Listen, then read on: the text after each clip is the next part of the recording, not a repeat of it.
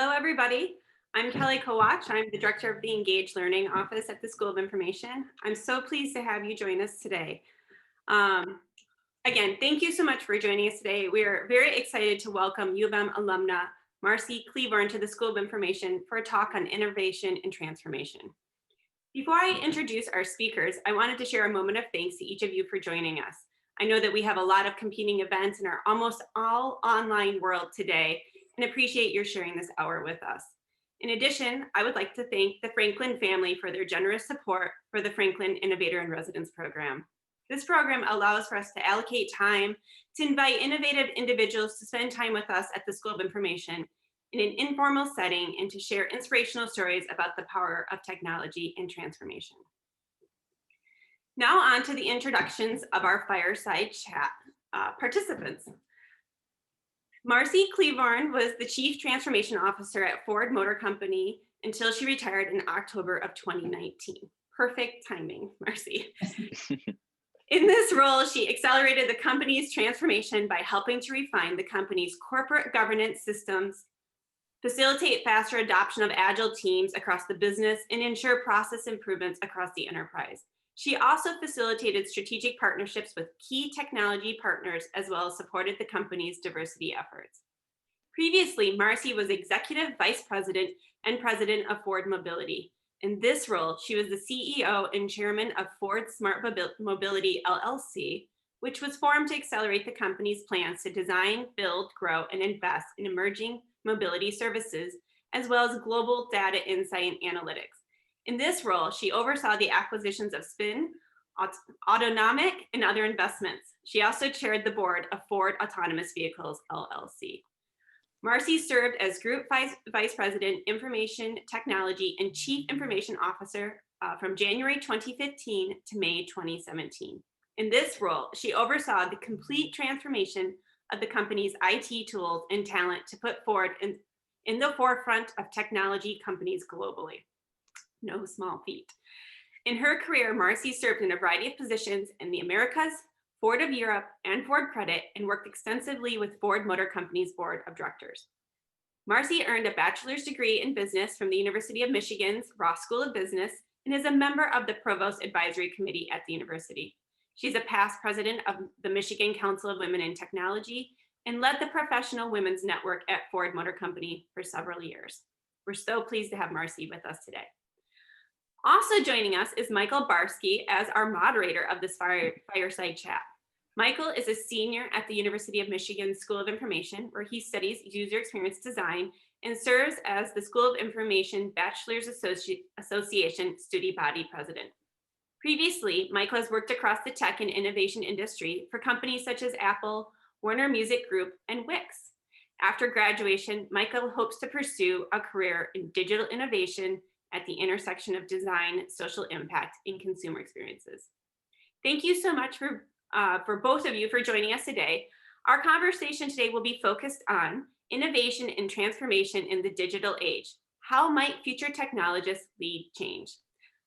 I will now turn this over to Marcy and Michael and want to thank both of them again and for all of our audience for joining us. Thanks for having me, and I'm very, very excited to do this with Michael and look forward to hearing from all of you if any questions and comments that you have as well.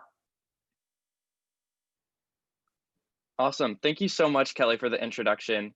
And super excited to get chatting with you, Marcy. This is going to be an amazing hour, and I think people are going to take a lot from it. So just kind of start, as Kelly said, you started at the Ross School of Business and then had such an amazing career since then. And I'd love to hear just a bit more about your career journey from how you went from Michigan to leading one of the largest companies in the world. So I feel very fortunate to have had my University of Michigan education. After I graduated from Ross, I actually worked for AT&T for a few years, and Ford was my customer. I started in marketing and quickly decided that although I loved marketing, what I really liked is solving business problems with technology. So I moved within AT&T. I was only there for a few years, and Ford was my customer the whole time, but I moved to more of a network engineering role to just really sharpen my technology skills. Ford offered me 3 different times a job to join them. I turned them down every time because I really was enjoying what I was doing. but did end up moving, and I'm happy to explain what prompted that and moving to Ford, thinking I'd be there for a few years. And 36 years later, I ended up retiring from there, and was very lucky to have just a variety of experiences across the business, globally, with all kinds of people inside and outside the company. And it's really, I've just been a great gift. That's amazing. Thank you so much for sharing that. And as Chief Transformation Officer at Ford, what were your primary responsibilities once you kind of took charge of such a large operation? So that was my final role there. I had been telling Jim Hackett, who was my boss, that I was ready to retire, and they asked me to take on one more job, and that was the mobility role back in 2017 when Jim became CEO. I actually backfilled Jim in that job. And I was lucky enough through my career, as I mentioned, I spent several years at Ford Credit. I worked at Ford Europe as the European CIO, lived in Germany, spent time in treasury, just a variety of experiences. But mobility was great because it was taking the company to new and different places. And maybe we can talk more about that vision and Bill Ford's vision. When I said it was really time for me to retire, they said one more job, and that was the Chief Transformation Officer job. And what I really did in that role was help Jim and Bill get some things over the finish line that are not always easy to do in a big company when you're working with legacy systems, processes, data, et cetera. And when you're working on such a complicated product like a vehicle. And so some of the things we did in the transformation office were worked on developing and implementing agile teams. We had done that in IT and in mobility, but it was taking it even broader into product development and other areas in the company. We worked on diversity, and happy to explain some of the things we did there. We worked on, one of the things Jim was passionate about was getting PowerPoint out of the company. It was very prevalent. So one of the things that we worked on was kind of different ways to think about doing that. He wanted us to think about the use of AI, artificial intelligence, as if it were just like the air we breathe. So we actually worked on fast forwarding ahead 10, 20 years and what we thought the company would look like if it were indeed the air we breathe. So those are some of the things we worked on. It was a lot of fun, and I got to work across the organization, really pushing things and really making people uncomfortable, which is a lot of fun sometimes. That's amazing. I think there's something to be said about being comfortable with the uncomfortable. But to your point a bit earlier about starting to transform those diversity initiatives in the organization, what was it like being in leadership, primarily in a male-dominated industry, and like having a female role there? Like, were there specific adversities that you faced, and how did that then possibly contribute to other diversity initiatives that you might have done in your role? So great question, Michael. You know, I was at the intersection of automotive, manufacturing / industrial, and technology, all very male-dominated industries. And did I face adversity? I think in the automotive industry, it's a very tough industry. So I think you have to be cognizant of the fact that everybody is in their own way and respect that. I also think that you have to come to grips with the fact that we all have unconscious bias. You do, I do. We all have things that where we make assumptions in the back of our heads without even realizing it. So it's important to have empathy for the fact that other people are doing that, you're doing it. And the thing to remember is understanding yours, so you can do little tips and tricks to get over those. And also, just what I found is, number one, if you deliver, if you're competent, if you say you don't know when you don't know, if you're the person that people can count on and trust, any bias that people may or may not have can disseminate, because people want people like that on their team. So I've always found if I focused on those things, the rest came. I won't say it was always easy, and I won't say it was, there wasn't a time of growth in the industry across many companies as far as diversity went. But if I focused on those things, I felt like magic started to happen. Awesome. Thanks for sharing those insights. And to that point as well of like being competent, and saying when you don't know information as well, and like really trying to answer some of those questions. How, using those skills, were you able to really get ahead in your career? So transitioning from AT&T to Ford, and kind of how did those skills help you get ahead? So I think what I always thought about, well, what are my rocks? And so at different points in your life, you have different rocks in your life that you work around. So somebody's rock might be, I want to get promoted to this certain level or in this certain role. Somebody else's rock might be at that time in their life, they have to take care of elderly parents or they're having children. So your priorities will shift. So I would say number one, it's really good to understand what your priorities are. So then you make decisions to optimize for those. And for me, this was unusual, but I actually turned down a handful of promotions along my path. And obviously it ended up fine. I ended up being the highest ranking female at in history of Ford Motor Company. Never imagined that would happen. But I focused instead on what my rocks were. And I focused also on learning. And I think, Michael, you and I chatted a little bit about this offline, which is I took some lateral assignments to go broad. And at a certain point, you kind of have to think about, do I want to be deep in an area? And some people really enjoy that. Or do I want to be broad and be able to connect dots? And for me, what I was able to do is go broad, work in many areas within the company, even if I had to take a lateral assignment to do it. I enjoy learning and I enjoy connecting dots. And I think sometimes you go a little slower to go faster in the long run. And I think that's what happened for me. That's awesome. And it kind of reminds me of another thing we discussed offline, which is a fail fast mentality. Sometimes you have to try something new, and then iterate upon it to really grow and understand that. So in your experience at Ford, were there ever times where when you did fail at something? And how did you kind of overcome that? Or what were like the learning takeaways from that fail fast iteration? Ford, the automotive industry in general is a risk averse industry because because we make products that if used improperly, there can be safety issues. So the way the vehicle is designed and built is a very, safety oriented, risk averse process, and it needs to be. What I tried to help the company understand with the agile teams is that not everything has to be built like that.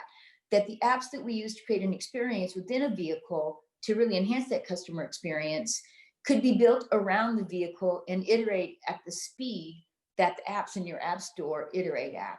So it was really trying to break that paradigm that everything had to move at the same speed as the product life cycle, which is roughly about 6 or 7 years for a vehicle from inception to job one on the manufacturing line. So an example of where I failed is trying through various means to get the company to understand that, and I had Jim Hackett and others believing, but then you come to the point you work with your colleagues and you're trying to get people to shift their mindset.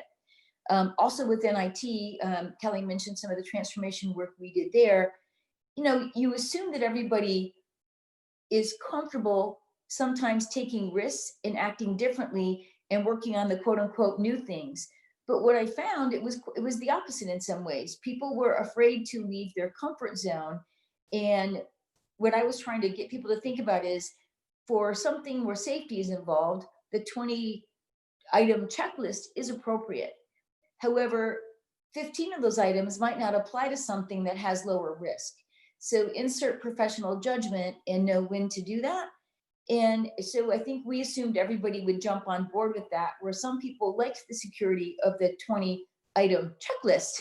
And so what we had to do was learn how to really think about helping everybody see themselves and find their comfort zone, and also to acknowledge that where we were going might not be suited for everybody.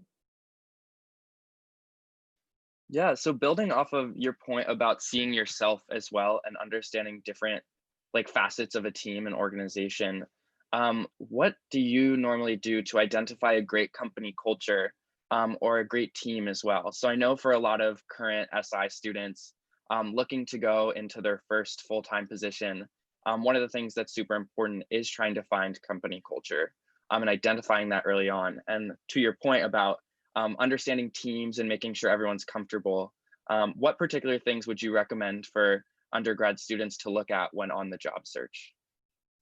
So I can't take credit for this quote, but I thought it was beautiful. And it's one thing I would do if I were in your shoes, which is somebody said the single question they would ask about company culture is it easy to do the right thing? And the right thing can be a variety of things, right? It can be values related, it can be moral, it can be doing the right thing for the customer, for the enterprise.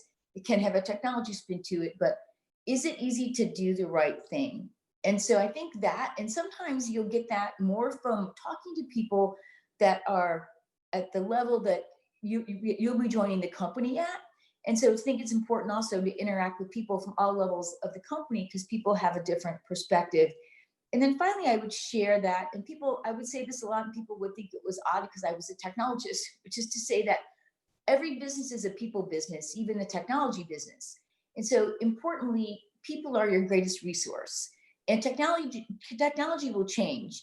In fact, if you think about it, right here as we're talking, Michael, this will be the slowest moment of time for all of you for the rest of your life, because things just keep going faster and faster and faster and faster. So what you know about a certain technology will change, but what won't change is how you treated people, how you've got them on board in the team, how they want to work with you. And you'll also find the world is very small. So again, those people connections are really important. Awesome. And building off of those skills and people connections, what skills would you recommend for early technologists entering the industry, particularly soft skills to make sure that you are a good culture fit, or that you do, like when the world is super small, you do make those great impressions on people? What specific character traits do you think would be super beneficial? It's a great question. Of course, as we talked about at the beginning of the conversation, being competent and delivering is key. Performance counts. And so, and I also have found that when you're the happiest in your role, you're able to deliver and perform better. So I'd also say that I sought out things, and I mentioned turning down promotions, which I'm not recommending. I'm just saying that it worked for me to seek out things that fulfilled my goal of being a lifelong learner and fulfilled my goal of being happy on the job. And the rest kind of came along after I did thought about those things. I also think that sometimes, especially in the university setting, we might focus a lot on IQ and those kind of attributes, which are super important because it helps us learn and grow. But EQ is also very important. And if you do any reading about what's going on in the economy and industry right now, especially in the technology space, there is a lot of focus on EQ, because the ability to adapt and bring people along with you is so important. And you can be as smart as you want in your own cube, but eventually you have to implement something to contribute and create value. At the end of the day, that's what a company's about, is value creation. And it's a very few of us that can create value all by ourselves. At some point, you do have to engage with others, whether they're your colleague, whether you're leading them, whether it's the customer that you're designing something for. So I have found to remember those things and know that the technology you're learning will change, but what won't change, to your point, Michael, are some of the softer skills. You know, there's a book that actually has inspired me a lot in my career, but I would say both personally and professionally. It's called The Four Agreements. And when you think about what those four agreements are, they really apply.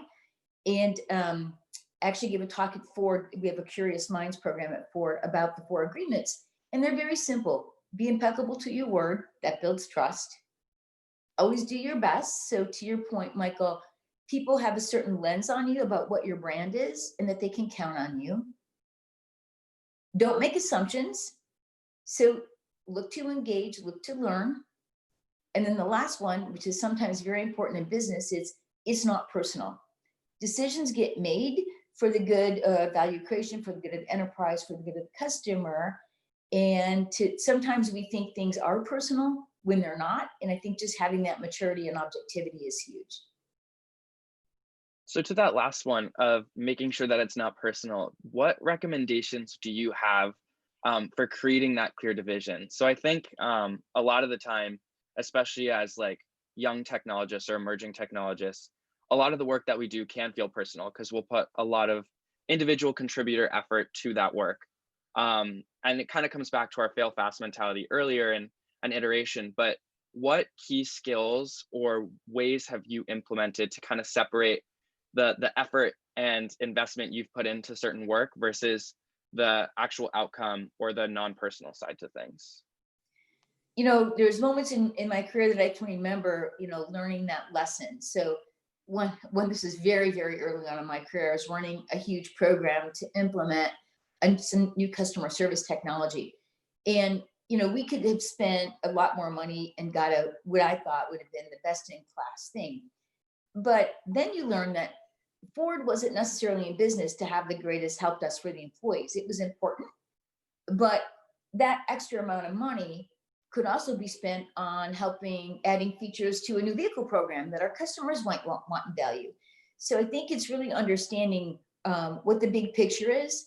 And in the example I just gave, knowing that there was an intersection of where the money you spend or the value you create intersects with what's the least amount it takes to fulfill that need. And for me, that was a really good lesson in it wasn't personal. It was really what the best next choice for that next dollar to be spent in the company was. And there's a lot of examples along the way that you just learn from an interpersonal perspective, in addition to the business example I gave, which is sometimes we'll see somebody in the elevator and they don't maybe say hello. And then you get off the elevator thinking, did I offend that person last time I saw them? Chances are they just had a really bad commute into the office and it had absolutely nothing to do with you. And so I think just keeping those things in perspective about the business decisions, in my example, when that next dollar gets spent, wasn't that people didn't value my project. It was taking a step back and looking at the larger picture and the context. And then interpersonally, people have a whole lot of stuff going on and you are probably a very small part of it. Yeah, I think that perspective is so important as well. Because oftentimes when you're so close to the work, you need like a second to take a step back.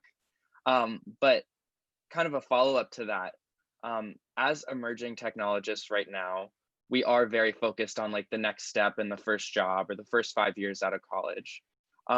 But what advice would you have for emerging technologists to look beyond those first 5 years? So thinking about that greater perspective as well. So I think number one, and it will be even more true in your case than it was in mine, but using myself as an example, the last few jobs I had didn't even exist 5, 10 years ago. And for all of you, with the pace of change even quicker, I think to look 5, 10 years out and realize that you might not be able to say exactly what job it is that will be available or that you want, but really think about what skills can help you adapt. So when you get there 5 to 10 years from now, you know how to absorb information, use information, interact with people, connect dots, look at the big picture, take that step back.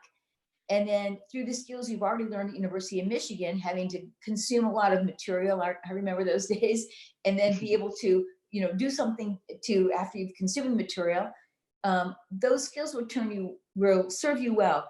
I think if you look 5 to 10 years out and you focus on a very specific job, technology, or role, you might be doing yourself a disservice by being too narrow. Yeah, that's super beneficial, I think. And that's something that I've definitely been thinking about a lot recently, with that constant evolving and adaptation. But to that point of evolving industries and this rapid advancement, I'd love to hear more about Ford itself. So one of the things I think in the automotive industry in general is cars were initially really about speed, power, torque, and has since then transitioned into a holistic experience that covers things such as connectivity, autonomous vehicles, and safety. And I'm curious how that transition has evolved at Ford Motor Company. So it's a great question because the industry has really changed a lot, especially over the last, I'd say, 5 to 10 years. So if you take a step back, Bill Ford's our chairman of the board and plays a very pivotal role in the vision of the company. And for those of you that are interested, I would highly recommend viewing his TED Talk from 2010. And 10 years ago, he had a vision for transportation and mobility, to your point, not just building the next coolest vehicle. And of course, we will still build really cool vehicles and we still do, but how we can contribute to actually moving people differently. And in this TED Talk, he predicted some things. And to be honest, at the time, people laughed at him. He predicted some things about urbanization, which have all come true. He talked about climate change. He talked about air quality. He talked about the changing demands of consumer wants and needs. And all of you are just really great examples of that. I'm sure things look very differently, and I know they do because I'm on campus a fair amount than I did. My learning experience was back when I was in college. So again, Bill had this vision. And also, if you look at it from an industry perspective, certain cities and countries are changing how many vehicles they let in the city, either from a numbers perspective or trading off battery electric with ICE, internal combustion engine vehicles. And so you have to understand that at some point we're going to sell less vehicles, maybe as an industry, and we are going to sell less internal combustion engine vehicles in the favor of battery electric, and the world is moving to autonomy. And we also have to understand that people want a different experience to help them move, and they may choose to spend time in their vehicle consuming other services than they did traditionally and want a different experience. And those services can create more value because they bring a higher margin, being more software and less capital oriented.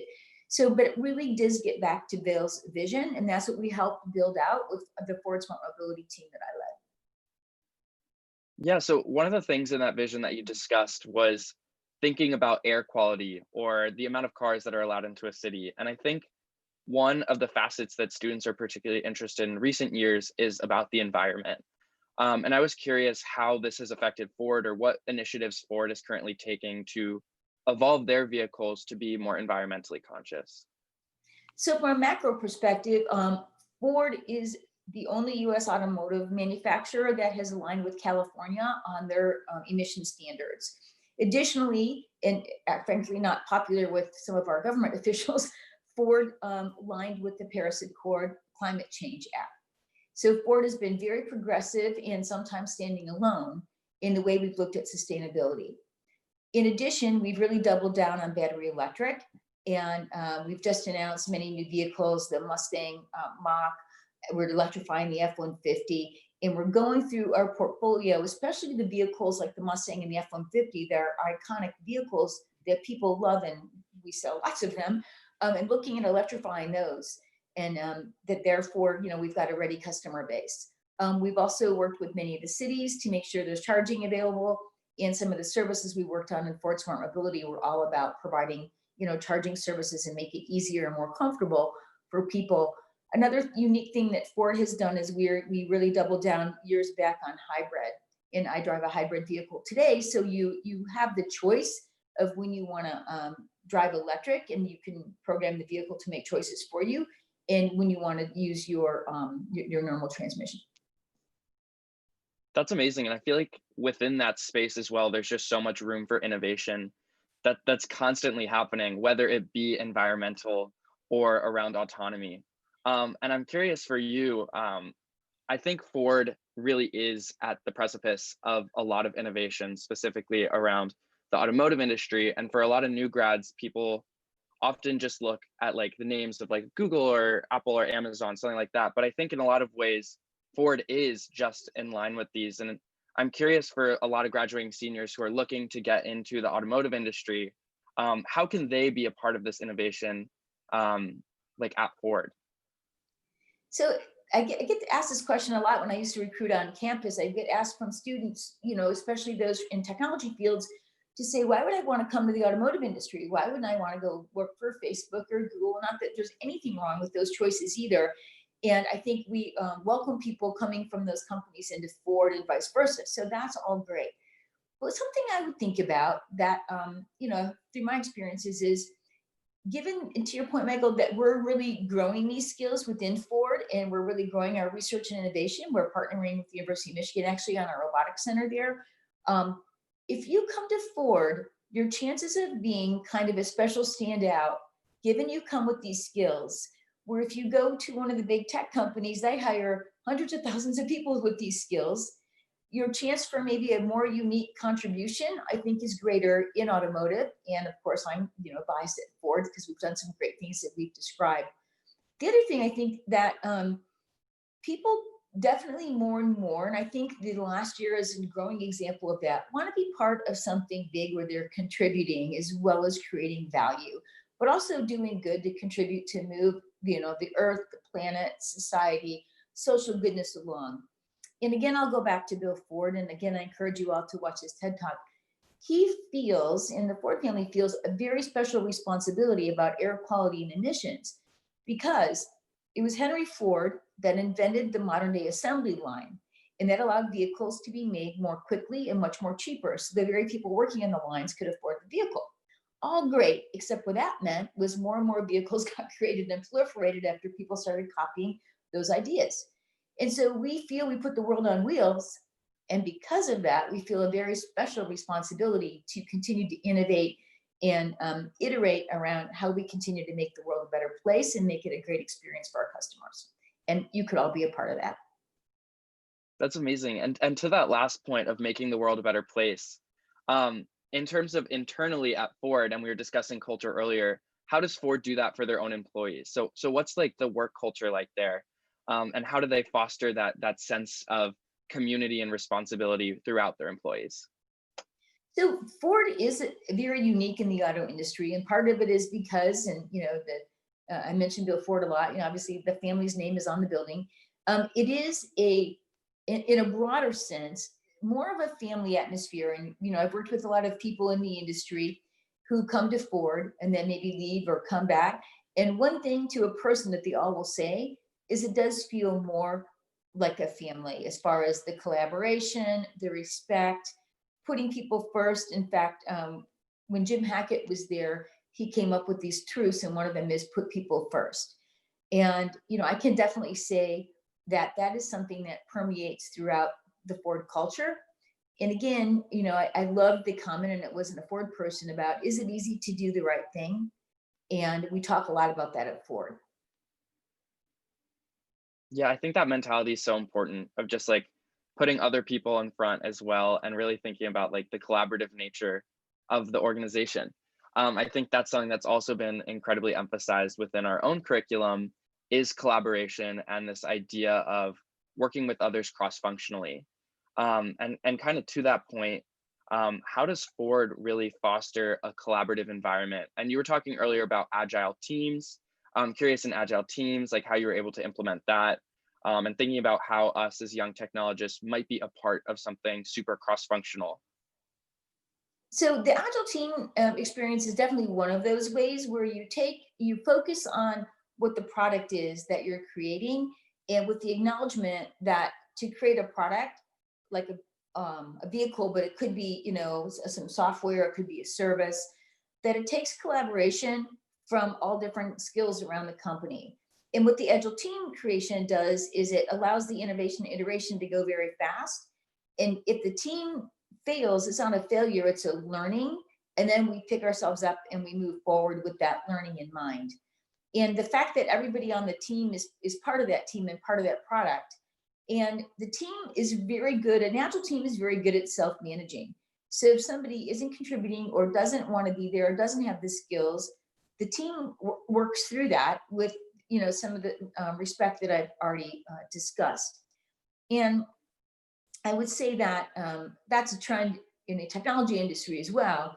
But as far as I know, Ford is one of the first automotive companies to really adopt that mindset of these small agile teams instead of the giant organizations where I think people can feel lost. I would add one other thing, and you asked some questions earlier about just my take on culture. One thing I always stressed was communication, and it is so important. And when you're going through a big change program and you're trying to help everybody see themselves in it, you have to figure out how to include everybody and how to communicate at all levels of the organization. My AT team was 11,000 people around the globe. I could not personally meet with every one of them, but I had to do some things to make sure every single one of those people felt included and that they knew they could reach out to me, that I was approachable. And we instituted things like street teams, we called them. So everyone in the organization had a chance, if they wanted to be on a street team, to contribute. So I can't emphasize the importance of communication at all levels to build up the culture that you're referencing, Michael. Yeah, to that point of communication, and more specifically looking at like team dynamics, how do you recommend getting buy-in or sway and influence within cross-functional teams? So we kind of talked about it earlier, of the perspective of how do we get at a company level, don't take a personal mentality, How do you get that sway or agreement on an idea that you might think is really good, but other people on your team might need some extra selling points to get on? So I think the important thing is using your empathy skills. So if you're on a team, you have a variety of personalities with a variety of experiences and a variety of goals. And hopefully everyone has a goal to make the team succeed, but they might have personal goals, they might have personal experiences, and they bring their own biases to that. So you have to sit in the seat, use your head, sit in the seat of every one of those stakeholders on your team and think about what's in it for them.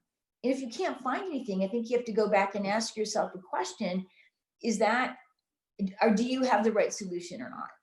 But getting every stakeholder, whether you're in the boardroom, whether you're in a finance meeting, or whether you're in your agile team meeting, it works at all levels. Use your empathy to figure out what each stakeholder wants and needs, and then work to make that happen.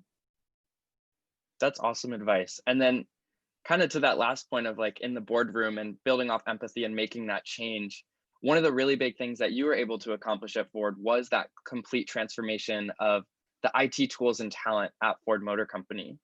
And I think a lot of students don't realize, since we haven't had as much industry experience, that a lot of companies are still currently running on legacy system softwares. I think it's some 60, 70%. So I'd love to hear more about that and how you were able to transform one of the largest companies in the world from traditional legacy system softwares to a more modernized system. So the transformation is still ongoing. So number one, when you take on something that big, a company with 200,000 employees, Fortune 10, you have to understand that you can put the plan together and start chunking away it. And the key is to put it into manageable pieces, but also to pick the pieces first that drive the company's agenda forward. And that's how you get buy-in. So that's really important. It's not just your agenda, it's the company's agenda, and you're using your influence to drive the company's agenda.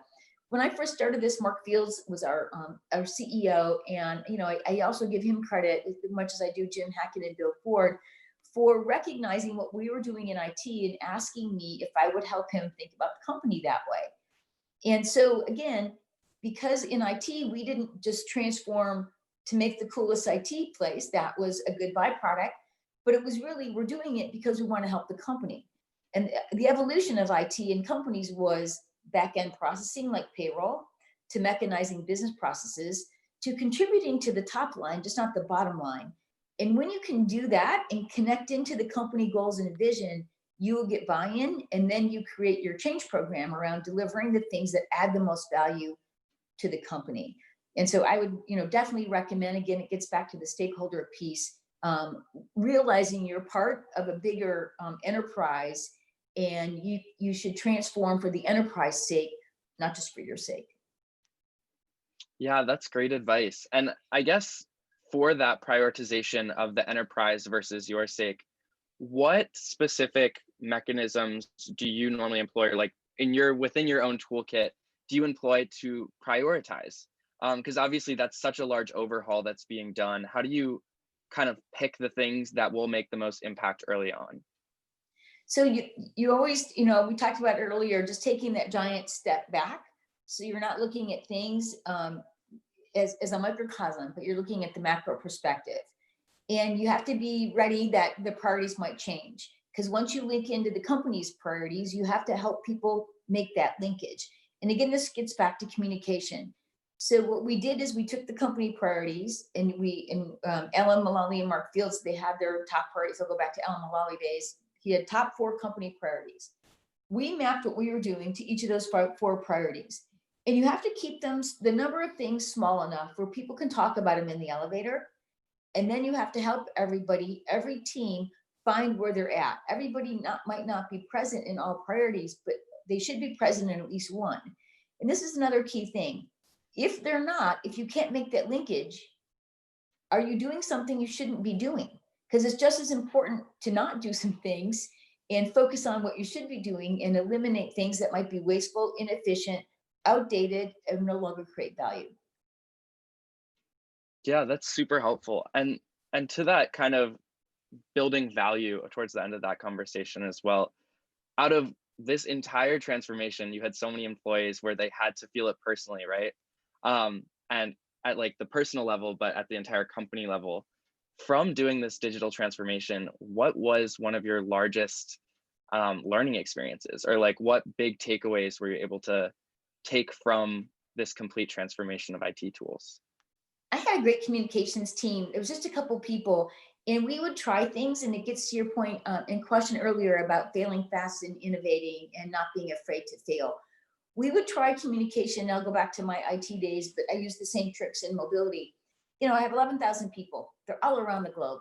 So I thought, how can I communicate with them to help them see the linkage to the company priorities and get them brave enough to take risks and get them brave enough to raise their hand if they're working on something that isn't relevant, so they can say, I don't want to work on this. I want to work on this and add more value. So some examples would be, and I did that little quick video from my phone.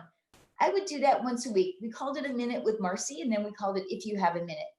And I kept it under a minute, and I just said, hey, here's what's going on. Here's my office. Here I am today on the road. Here I am today in Mark Field's office. Here I am today in the boardroom. And just help them see what was going on. But just so they felt comfortable, even though I couldn't be with 11,000 people every day, knowing what was going on, that they were part of the conversation, and then giving them an avenue to come and approach me. And they did, and it worked. And what I would tell them is, you're the customers of this communication. And if this isn't working for you, speak up, because you're my customer. And I think it's another important thing to think of your employees and your colleagues as your customers. The other thing we did is, my leadership team and I, we had a lot of fun with this. We put this forum together called Ask Us Anything. And it was totally unscripted. And we went live with thousands of people. And again, you can't be afraid to look silly or fail or have something not work. And the questions would pour in, and I would literally take them live.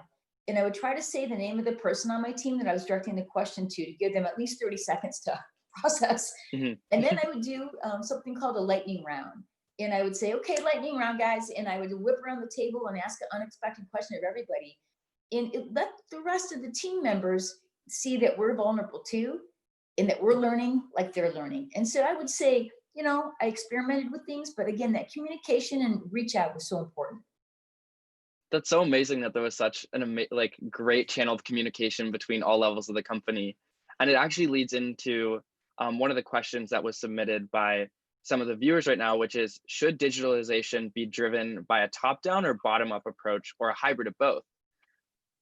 So I would say it has to start at the top, because in the end, people can do great things at all levels in the company.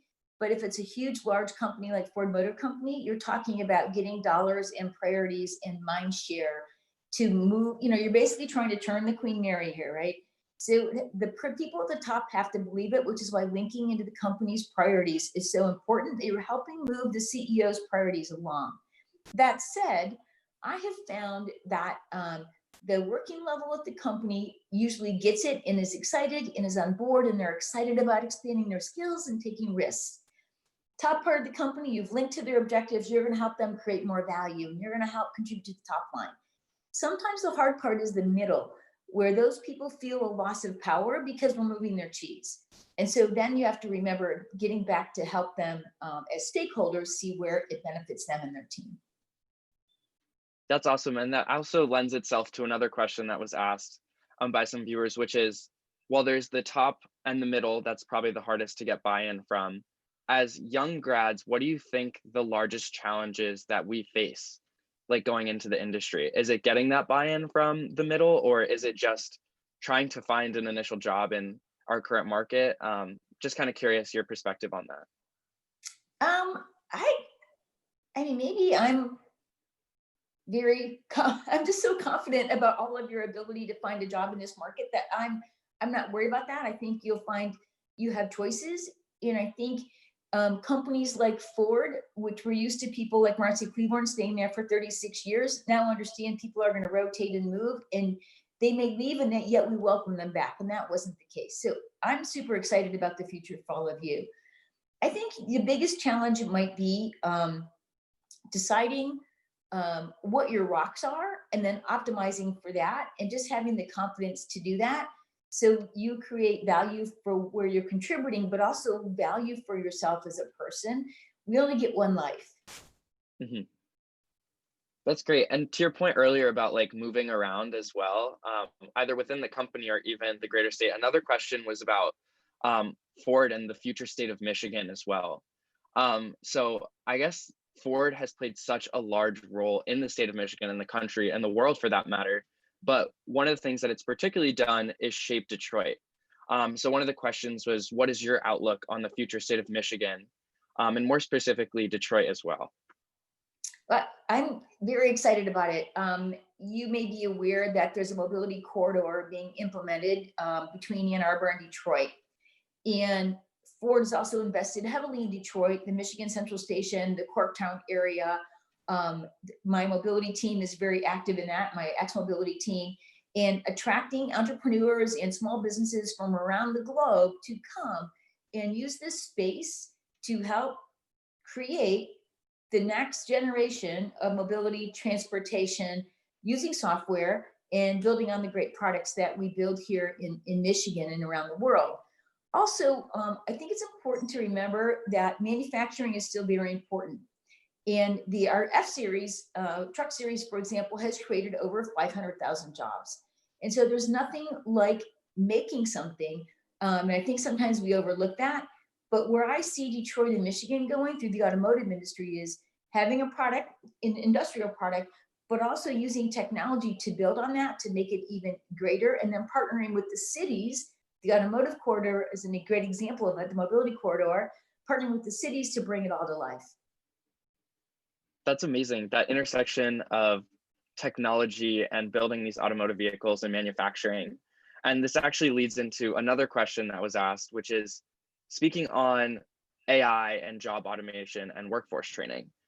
So how has Ford been able to, at the intersection of technology and manufacturing, bring in these key technologies that are kind of pushing the industry forward?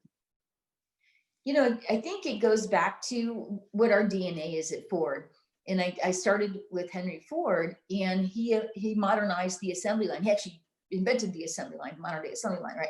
Obviously, it's iterated dramatically, and now we use robotics. So I think when we think about job creation, some people get nervous about productivity gains through technology, which is true. We've been able to cut back on the number of people in certain areas. But what that means is the jobs just have moved elsewhere. So if we're using more robots in the assembly line, guess what? Now we need people that can program robots and operate robots, right? So, and that could even be an upskilling opportunity.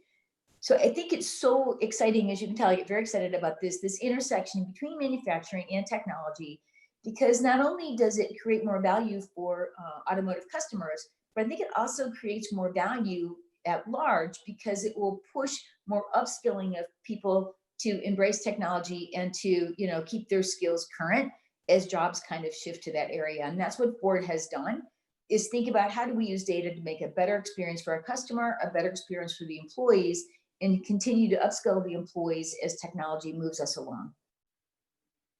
Yeah, that's amazing. And one of those spaces of innovation that you're kind of alluding to as well, in terms of automation and autonomous vehicles, is ride services now as well.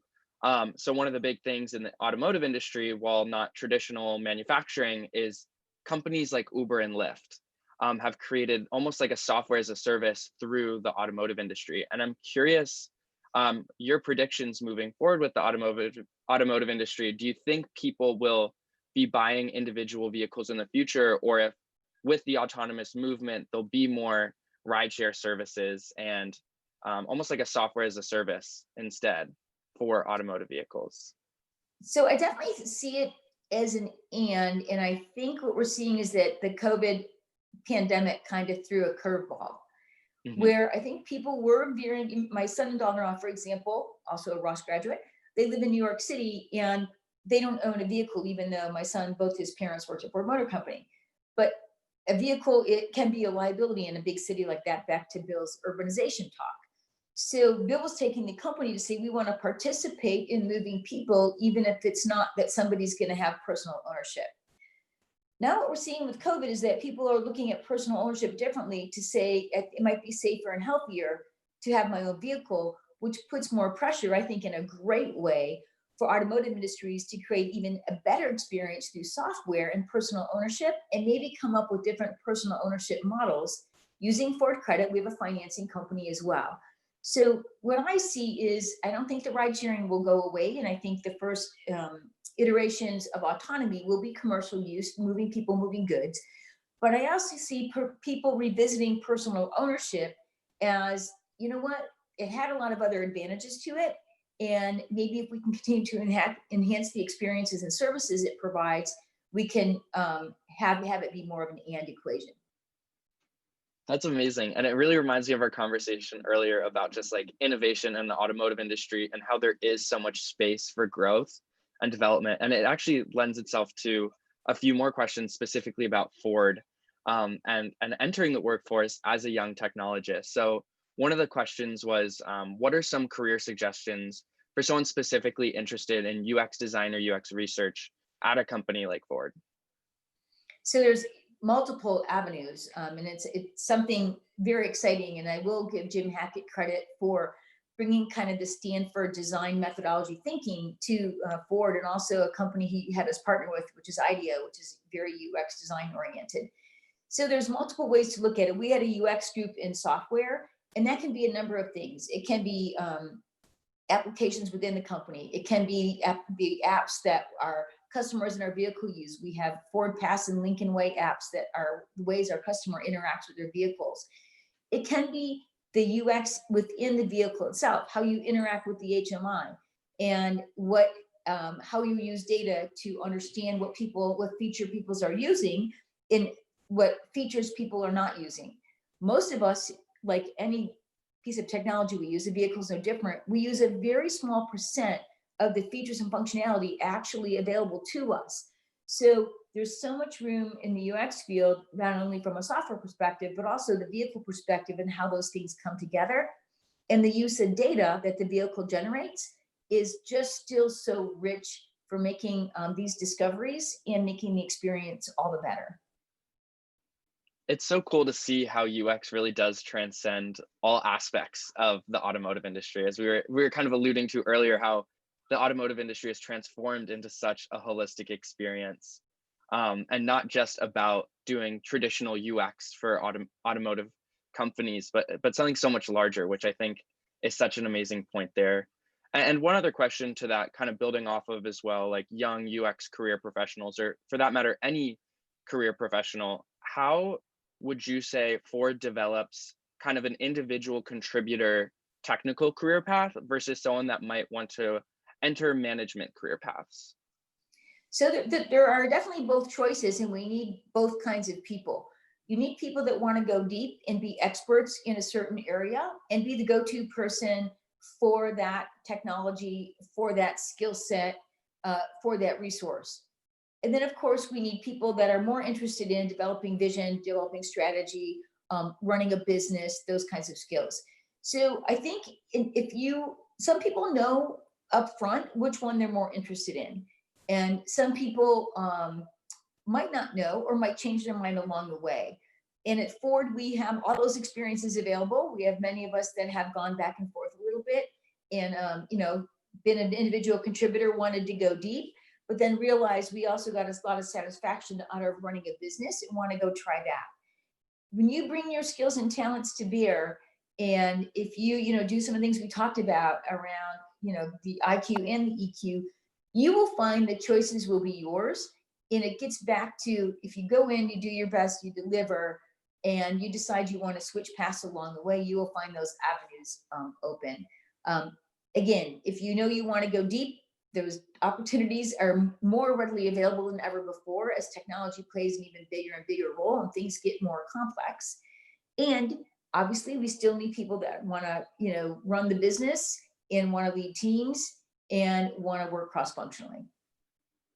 That's awesome. And it really reminds me of discussion of finding your rocks earlier, and like figuring out which specific facets of yourself that you really want to move forward with. And it's so cool to see at Ford's culture that they enable you to kind of develop either way.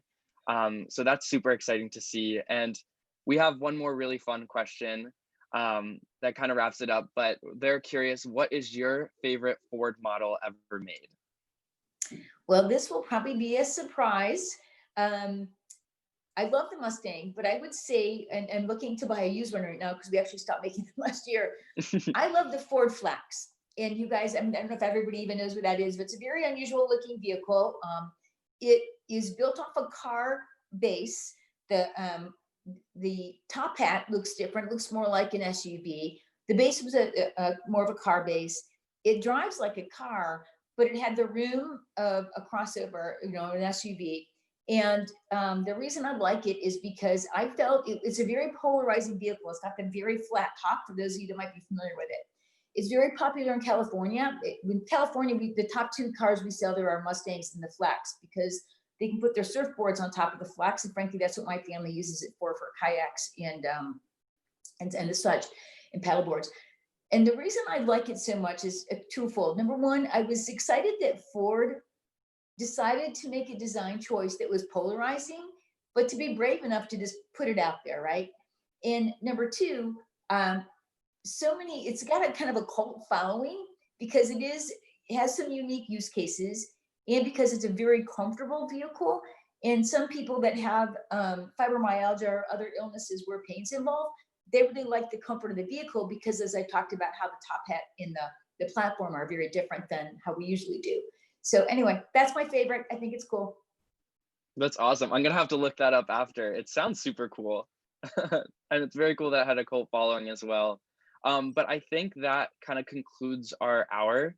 Marcy, it was so incredible to talk to you and just get all these amazing insights. I'm sure everyone watching right now also found them equally as insightful and exciting. And I just want to thank you so much again for taking the time to speak with all of us. Oh, the pleasure was mine. I'm so excited about our future because all of you are going to be a big part in leading it. And as always, go blue. Go blue.